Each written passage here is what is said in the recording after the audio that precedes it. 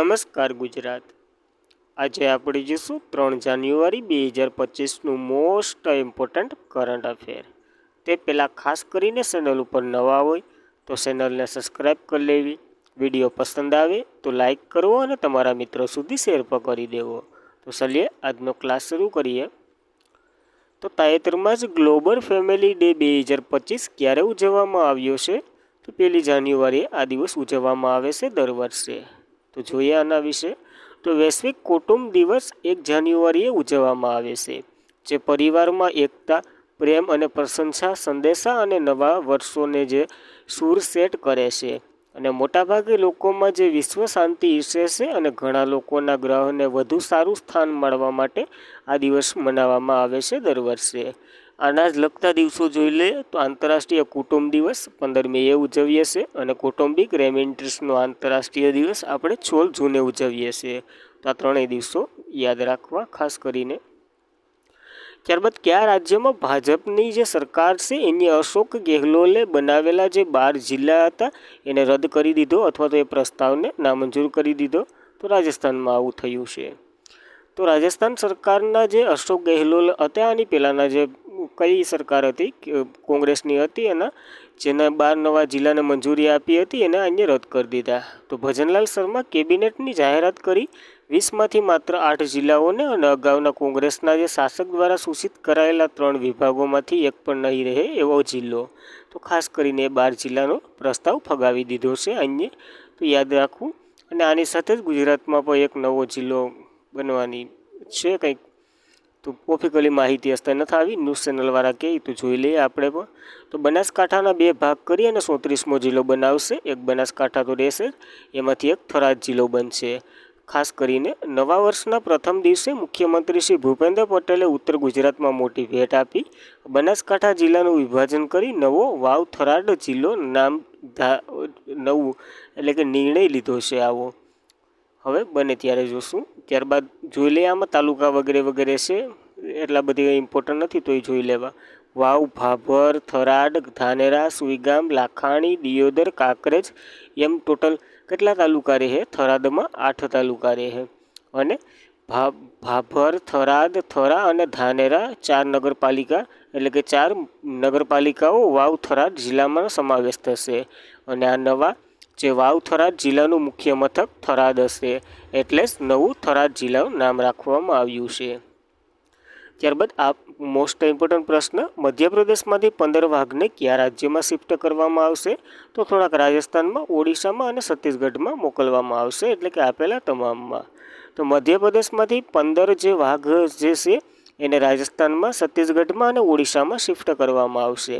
આ નિર્ણય તો કે નેશનલ ટાઈગર કન્ઝર્વેશન ઓથોરિટીએ મધ્યપ્રદેશમાંથી રાજસ્થાન, છત્તીસગઢ અને ઓડિશામાં 15 વાઘ સ્થળાંતરને મંજૂરી આપી દીધી, જેનો ઉન્નત સંરક્ષણ પ્રયાસો માટે સૂચના જારી કરી છે। અને વાઘ મોટા ભાગે જે માદાઓ બાંધવગઢ, પેસ, કાન્હા વગેરે ટાઈગર રિઝર્વમાં રાખવામાં આવ્યું હતું એને 15 ટોટલ જવા દેવાના છે આ 3 રાજ્યોમાં। આનો હેતુ તો કે ભારતમાં વાઘની વસ્તીનો વધારો કરવાનો છે, તો ખાસ કરીને સ્થળાંતર કરવામાં આવ્યા છે વાઘને અહીંયા ને અહીંયા। ત્યારબાદ ટાઈગર વિશે માહિતી લઈ લે। વાઘ એટલે ટાઈગર જ થાય છે। તો ટાઈગરના રિપોર્ટ 2023 અનુસાર ભારતમાં 3167 વાઘ છે, જેમાંથી 785 વાઘ તો કે મધ્યપ્રદેશમાંથી જ છે, સૌથી વધારે પણ મધ્યપ્રદેશમાં જ છે વાઘ। જ્યારે મધ્યપ્રદેશનું 8મું ટાઈગર રિઝર્વ હમણાં જ બન્યું હતું અને ભારતનું 57મું ટાઈગર રિઝર્વ રાતાપાની ટાઈગર રિઝર્વ, જ્યારે ભારતનું પહેલું tiger reserve Jim Corbett tiger reserve હતું ત્યાં ઉત્તરાખંડમાં આવેલું। જ્યારે વિશ્વ વાઘ દિવસ આપણે 29 જુલાઈએ ઉજવીએ છીએ અને પ્રોજેક્ટ ટાઈગર 1973માં આવ્યો હતો, જ્યારે tiger man of India Kailash સંખલાને ઓળખવામાં આવે છે। અને ભારતનું 57મું ટાઈગર રિઝર્વ અગાઉ વાત કરી ચૂક્યા છે, મહારાષ્ટ્રનું 8મું અને ભારતનું 57મું રાતાપાની ટાઈગર રિઝર્વ છે। ત્યારબાદ મધ્યપ્રદેશમાં ટોટલ 8 ટાઈગર રિઝર્વ થઈ ગયા, આ નવું બન્યું એ હોત થઈને। તો પહેલું વહેલું અથવા તો જોઈ લે બધાના નામો, Satpura tiger reserve, Kanha tiger reserve, Pench tiger reserve, Bandhavgarh, Panna, Sanjay Dubri, Rani Durgavati અને રાતાપાની તો વગેરે મધ્યપ્રદેશમાં સૌથી વધારે ટાઈગર રિઝર્વ પર આવેલા છે અને એના નામ ખાસ કરીને પૂછાય છે। આ ટાઈગરો જ્યાંથી આપણે સાઉથ આફ્રિકામાંથી લાવ્યા ત્યારથી તો બહુ ચર્ચામાં છે, તો યાદ રાખવું. ત્યારબાદ PM Ayushman Bharat health infrastructure mission ક્યારે શરૂ કરવામાં આવ્યું હતું? તો 2021માં આને શરૂઆત કરી હતી. તો PM Ayushman Bharat health infrastructure mission જે કોવિડ-19 રોગચાળા સામે સફળ લંબાઈ 100 કરોડ રસીઓ સંચાલિત કરવા મુખ્ય સીમાસ્થિત હાંસિલ કરવાના થોડા સમય બાદ એટલે કે 25મી ઓક્ટોબર 2021ના રોજ ભારતના સશસ્ત્ર માળખાને પીએમ દ્વારા આયુષ્માન ભારત સ્વાસ્થ્ય ઇન્ફ્રાસ્ટ્રક્ચર મિશનના રૂપમાં એક ડોઝ એટલે કે એક મિશન શરૂ કરવામાં આવ્યું હતું. અને આ જ હમણાં ચર્ચામાં છે. શા માટે? તો કે દિલ્હીના હાઈકોર્ટના જે કેન્દ્રીય સ્વાસ્થ્ય અને પરિવાર કલ્યાણ મંત્રાલય છે અને દિલ્હી સરકાર વચ્ચે કરાર થયા છે આના જ લઈને. શું થયું? તો કે જેમાં એવું કહેવામાં આવ્યું છે કે વડાપ્રધાન Ayushman Bharat health infrastructure mission દિલ્હીમાં પણ લાગુ કરવામાં આવશે. તો આ એટલા માટે ચર્ચામાં છે. જ્યારે આના વિશે માહિતી લઈ લે તો PM Ayushman Bharat health infrastructure mission જે સમગ્ર દેશમાં આરોગ્યની સંભાળ અને માળખાકીય મજબૂતી કરવા માટેનું છે. કેન્દ્રીય આરોગ્ય અને પરિવાર કલ્યાણ મંત્રાલય અંતર્ગત આવે છે. વેલફેર એટલે કે 2021માં તેની શરૂઆત કરવામાં આવી હતી. આનો સમયગાળો 2021-22થી 2025-26 સુધીનો છે, જેનું કુલ બજેટ 66,180 કરોડ ફાળવવામાં આવ્યા છે. આ યોજના હેઠળ વિવિધ સ્તરે ક્ષમતાઓ વિકસાવવામાં આવશે અને આરોગ્ય તંત્રને ભવિષ્ય રોગચાળા સામેની કરવામાં આવશે. તો ખાસ કરીને એના માટેની યોજના છે. કોવિડ પછી લોન્ચ કરવામાં આવી હોય તો કેના માટેની હોય તમને ખબર પડે. ત્યારબાદ તાજેતરમાં 78મી સંતોષ ટ્રોફીનું ટાઇટલ કોણે જીત્યું છે? પશ્ચિમ બંગાળે જીત્યું છે. કોણે હરાવ્યું? કેરળને હરાવીને. તો સંતોષ ટ્રોફીનું ટાઇટલ બંગાળે જીત્યું છે ફાઇનલમાં કેરળને હરાવીને. તો સંતોષ ટ્રોફીના ઇતિહાસમાં સૌથી સફળ ટીમ તરીકે પશ્ચિમ બંગાળ ઉભરી આવી છે, કારણ કે એનું 33મું ટાઇટલ છે આ. અને ટ્રોફીની વાત કરીએ તો 78મી આવૃત્તિ ફાઇનલમાં કેરળને હરાવી અને સમગ્રથી વધુ એક ટાઇટલ ઉમેર્યું છે બંગાળે. બંગાળની ટીમ આ 33મી સંતોષ ટ્રોફી જીતી છે. સંતોષ ટ્રોફીની વાત કરીએ તો 2024-25મી 78મી આવૃત્તિ હતી. ફાઇનલ તો કે 31મી ડિસેમ્બર 2024 હૈદરાબાદના જે તેલંગાણામાં જીએમસી બાલ યોગ સ્ટેડિયમ છે ત્યાં રમાઈ હતી. તો હૈદરાબાદમાં રમાઈ હતી, એ પણ યાદ રાખવું. ત્યારબાદ સંતોષ ટ્રોફીની વાત કરીએ તો તેની શરૂઆત 1941માં ભારતની ફૂટબોલ ફેડરેશન દ્વારા કરવામાં આવી હતી, કારણ કે આ એક ફૂટબોલની જ ટ્રોફી છે અને આનું સંચાલન આગામી ઓલ ઇન્ડિયા ફૂટબોલ ફેડરેશન કરે છે. પહેલી આવૃત્તિ 1941-42માં બંગાળે જીતી હતી દિલ્હીને હરાવીને, એટલા માટે તો સફળ ટીમ છે. વિજેતા પશ્ચિમ બંગાળ સંતોષ ટ્રોફીમાં અને રહ્યું છે અને 5 લાખ રૂપિયાનું રોકડ પુરસ્કાર મળ્યો છે. જ્યારે રનરઅપને એક ટ્રોફી આપવામાં આવે છે, કેરળ રહ્યું છે અને કમલા ગુપ્તા ટ્રોફી મળી છે. તો ખાસ કરીને આ પ્રશ્ન પૂછી શકે કઈ રમત સાથે સંકળાયેલી છે ટ્રોફી? તો સંતોષ ટ્રોફીની અંદર પણ કમલા ગુપ્તા ટ્રોફી ફૂટબોલ સાથે સંકળાયેલી છે. આનું આયોજન ફિફા દ્વારા થયું હતું. એની રચના 1904માં થઈ હતી. મુખ્ય મથક જ્યુરિચ સ્વિટ્ઝરલેન્ડમાં છે. પ્રમુખ તો કે જિયાની ઇન્ફેન્ટિનો છે. અને વિશ્વ ફૂટબોલ દિવસ 25મી મેએ ઉજવવામાં આવે છે. હમણાં ઘણી જ જે ફિફાના જે વર્લ્ડ કપો રમાવાના છે એની એક કેલેન્ડર જાહેર થયા છે, તો જોઈ લે થોડાક. તો ફિફા પુરુષનો જે વર્લ્ડ કપ 23મી આવૃત્તિ જે રમાવાની છે 2026માં યુએસ, કેનેડા અને મેક્સિકોમાં રમાવાની છે, આ તો ફિક્સ જ છે. જ્યારે ફિફા પુરુષ વર્લ્ડ કપ 24મી આવૃત્તિ જે વર્લ્ડ કપ રમાવાનો છે 2030માં મોરેક્કો, સ્પેન અને પોર્ટુગલમાં રમાવાનો છે. જ્યારે ફિફા પુરુષ વર્લ્ડ કપ 2025માં જે ફિફા વર્લ્ડ કપ 2037 યોજાવાનો છે સાઉદી અરેબિયામાં યોજાશે. જ્યારે આના કપો અને ટ્રોફીઓની વાત કરીએ તો Rovers cup, Santosh trophy, Subroto cup, Durand cup, Ashutosh cup, મનરેગા કપ, નહેરુ કપ અને નહેરુ ટ્રોફી તો કે બોર્ડ રેસ સાથે સંકળાયેલી એક ટ્રોફી છે. નકર આ બધી ફૂટબોલના કપો અને ટ્રોફીઓ છે, તો યાદ રાખ્યું. ત્યારબાદ સરકારે કયા રાજ્યના જે ભૂસ્ખલનને ગંભીર પ્રકૃતિની આપત્તિ તરીકે જાહેર કર્યું છે? તો આ કેરળમાં થયું છે. અને આવું કરવાથી ફાયદો શું થાય એ બધી આપણે જોઈએ. તો સરકારે વાયનાડ ભૂસ્ખલનને ગંભીર પ્રકૃતિની આપત્તિ જાહેર કરી. કેન્દ્ર સરકારે જે કેરળના વાયનાડ ભૂસ્ખલનમાં 30 જુલાઈએ ગંભીર પ્રકૃતિની આપત્તિ તરીકે જાહેર કરી.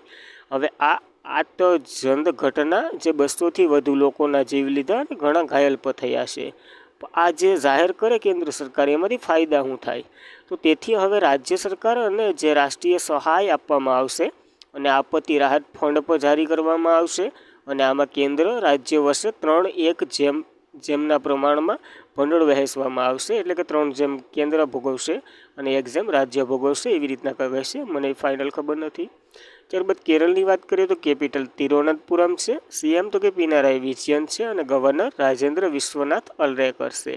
તો ખાસ કરીને આ માહિતી યાદ રાખવી કેરળ વિશે. ત્યારબાદ કયા દેશની નવી બુલેટ ટ્રેન જે પ્રોટોટાઇપ ટેસ્ટ રનમાં 750 કિલોમીટર કલાકની ઝડપે વૈશ્વિક સ્પીડનો રેકોર્ડ બનાવ્યો છે? તો આ ચાઇનાની જે દેશ છે એની નવી બુલેટ ટ્રેને આવું કર્યું છે. તો ચીનની જે નવી બુલેટ ટ્રેન જે પ્રોટોટાઇપ ટેસ્ટમાં જે રનમાં 450 કિમી કલાકની ઝડપે વૈશ્વિક સ્પીડ રેકોર્ડ બનાવ્યો. અને ચાઇના ટેસ્ટ રેલવે ગ્રુપ એટલે કે ચાઇનાની રેલવેએ દ્વારા વિકસાવવામાં આવેલી આ CR450 તે એનું એન્જિનનું નામ છે. પુરોગામી CR એટલે કે CR જે 204 એટલે કે 2400 ફર્સ્ટિંગને વટાવી ગયું અને જે મહત્તમ 350 કિલોમીટરની ઝડપ હતી એ હવે વધી અને 450 કિલોમીટરની ઝડપ થઈ ગઈ છે. તો યાદ રાખવું. જ્યારે પ્રોટોટાઇપની વાત કરીએ તો એ શું હોય? તો કે ઉત્પાદનની પ્રારંભિક મોડલ હોય છે. સમજી લઉં કે કમ્પ્લીટ તૈયાર થઈ ગયું હોય પછી ટેસ્ટિંગમાં જે મોડલ મોકલે ને એને કહેવામાં આવે છે, જેના દ્વારા ઉત્પાદનની ડિઝાઇન અને કાર્યક્ષમતાનું પરીક્ષણ કરે અને અંતિમ ઉત્પાદન બનાવતા પહેલાં જે વપરાશ કરવાનો હોય એનો પ્રતિસાદ પણ લેવામાં આવે છે. એને પ્રોટોટાઇપ પણ કહેવામાં આવે છે. તો આ શબ્દ પણ સમજવો. ત્યારબાદ ચાઇનાની વાત કરીએ તો કેપિટલ બેઇજિંગ છે, ચલણ તો કે રેમિનબી છે અને રાષ્ટ્રપતિ શી જિનપિંગ છે. મરેની ક્યાં સુધી. ત્યારબાદ કયા ખેલાડીને ICC એવોર્ડ 2024 માટે નોમિનેટ કરવામાં આવ્યા છે? તો જસપ્રીત બુમરાહને નોમિનેટ કરવામાં આવ્યા છે. તો જસપ્રીત બુમરાહ ICC એવોર્ડ 2024 માટે નોમિનેટ તરીકે પ્રભુત્વ ધરાવે છે. ખાલી નોમિનેટ થયા છે તો એવોર્ડ મળે ન મળે પછીની વાત. તો જસપ્રીત બુમરાહ એકમાત્ર ભારતીય ક્રિકેટર હતા જેમણે ICC ક્રિકેટ ઓફ ધ એવોર્ડમાં બહુમતીથી નોમિનેટ મેળવ્યું, જેની જાહેરાત કાલ જ થઈ એટલે કે 30 ડિસેમ્બરના રોજ આંતરરાષ્ટ્રીય ક્રિકેટ કાઉન્સિલ દ્વારા કરવામાં આવી છે. જસપ્રીત બુમરાહ ઉપરાંત સ્મૃતિ મંધાના અને હર્ષદીપને પણ આમાં એડ કરવામાં આવ્યા છે એવોર્ડમાં. તો ખાસ કરીને કોને મળે એ જોશું હવે. અને આ પુરસ્કારની જાહેરાત તો કે આ મહિનામાં થઈ જાય 2025 સુધીમાં. તો યાદ રાખવું. અને જસપ્રીત બુમરાહ સૌથી ઝડપી 200 વિકેટ લેનાર ભારતીય બોલર પછી હમણાં જ અહીંયા રેકોર્ડ કર્યો હતો. તો યાદ રાખવો પડે આપણે. પછી ત્યારબાદ 18મા હાથી મહોત્સવનું આયોજન ક્યાં થઈ રહ્યું છે? તો આનું આયોજન નેપાળ ખાતે થઈ રહ્યું છે. તો સોરાહ જે નેપાળનું એક સ્થળ છે ત્યાં 18મા હાથી મહોત્સવનું આયોજન થઈ રહ્યું છે. હાથી મહોત્સવ એટલે શું હોય? તો કે હાથી મેન ઉપર હોય. તો જે નેપાળના સોહરા સિંતવનમાં આવેલા 18મા હાથી પ્રવાસન ઉત્સવ સ્થાનિક આંતરરાષ્ટ્રીય મુલાકાતોની મોહિત કરી રહ્યું છે. અને તો યાદ રાખવું. અને આની સાથે જ તાજેતરમાં જ નેપાળમાં લમુલોચર ઉત્સવ પણ ઉજવાયો હતો. ત્યાંના ગુરુંગ સમુદાય દ્વારા આ ઉત્સવ એટલે કે નવા વર્ષની જે નવું વર્ષ આવે એના માનમાં આ ઉત્સવની ઉજવણી થાય છે. આ બંને ઉત્સવો યાદ રાખવા નેપાળના છે. નેપાળની વાત કરીએ તો કેપિટલ કાઠમંડુ, ચલણ તો કે નેપાળી રૂપિયો છે અને રાષ્ટ્રપતિ રામચંદ્ર પોંડેલ છે. તો એટલી બેઝિક નેપાળ વિશે માહિતી યાદ રાખવી. કયા રાજ્ય અથવા તો યુનિયન ટેરિટરીએ પૂંજારીઓ માટે ગ્રંથિ સન્માન યોજનાની જાહેરાત કરી છે? તો કેજરીવાલ આપણી દિલ્હી સરકારે આવી જાહેરાત કરી છે. કારણ કે મહિલાઓને જે લોન આપી એના પછી અહીં ડખો થઈ ગયો. તો અરવિંદ કેજરીવાલે પૂંજારી ગ્રંથિ સન્માન યોજના જાહેરાત કરી, જે હિન્દુ અને શીખના જે ધર્મગુરુઓને માસિક 18,000 રૂપિયા આપવામાં આવશે. બેરોજગાર મહિલાઓને માનસિક સ્ટાઇપેન્ડનું વચન આપી સ્કીમ જે ભારે વિવાદ થયો પછી આપના સરકાર અરવિંદ કેજરીવાલે સોમવારે એક નવી જાહેરાત કરી શાંત પાડવા માટે. એમાં હિન્દુ અને શીખના પાદરીઓને 18,000નું માસિક માનદ વેતન આપવામાં આવશે. તો ખાસ કરીને કેજરીવાલ નવી યોજનાઓ જ બહાર પાડી રહ્યો છે. દિલ્હીની વાત કરીએ તો CM આતિશીષ છે, 3જા નંબરના સ્ત્રી લેફ્ટનન્ટ ગવર્નર વિનય કે સક્સેના છે. જ્યારે દિલ્હીના જે રાજ્યપથ હતું એનું નામ ફરજ માર્ગ હતો એનું નામ રાજ્યપાત કરી દીધું હતું. અને પ્રથમ એશિયન ગેમ આ યોજાયા હતા નવી દિલ્હી ખાતે 1951ના રોજ. તો આ બેઝિક ડેટા યાદ રાખો તમારે. અને આજના માટે એટલું જ હતું. ખાસ કરીને મિત્રો, જો વિડીયો પસંદ આવે લાઇક કરવો, શેર કરવો અને તમારા મિત્રોને સજેસ્ટ કરવો. ચેનલ ઉપર પહેલી વાર હોય તો ચેનલને સબસ્ક્રાઈબ પણ કરવી. Thank you for watching this video. જય હિન્દ, જય ભારત.